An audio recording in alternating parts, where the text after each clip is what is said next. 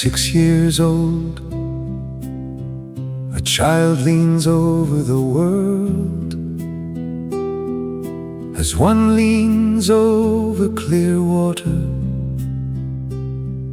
He draws to understand what adults no longer see. Each stroke is a question, each shape a promise. Mount Fuji already hides within his gestures. At 50 years old, he has sewn thousands of drawings, clouds of birds, splinters of waves, mountains that breathe. But he remains unsatisfied. He knows that beauty has not yet been born in his hand. He knows that the infinite demands more than talent. It demands a whole lifetime. At 73 years old, he finally understands the form and true nature of birds, fish, and plants.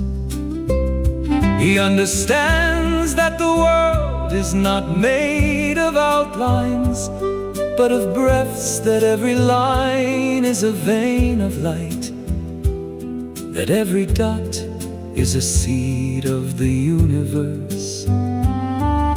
At 80 years old, he promises to progress further, not by adding, but by taking away, not by searching, but by listening. He knows that mastery is a form of silence.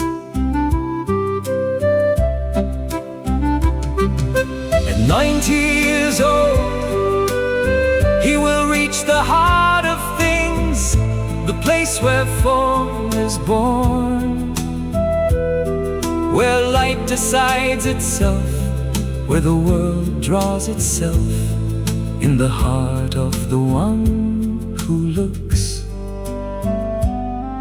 At 100 years old, he will have reached a higher, indefinable state,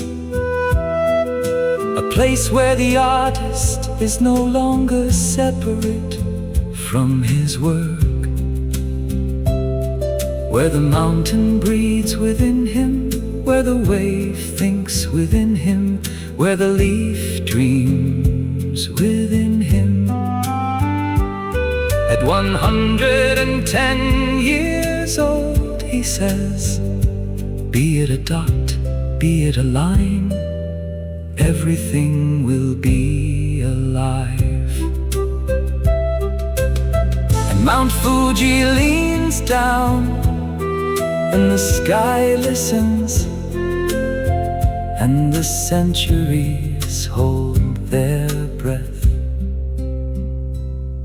For a man has just said that an entire life is nothing but an apprenticeship in light.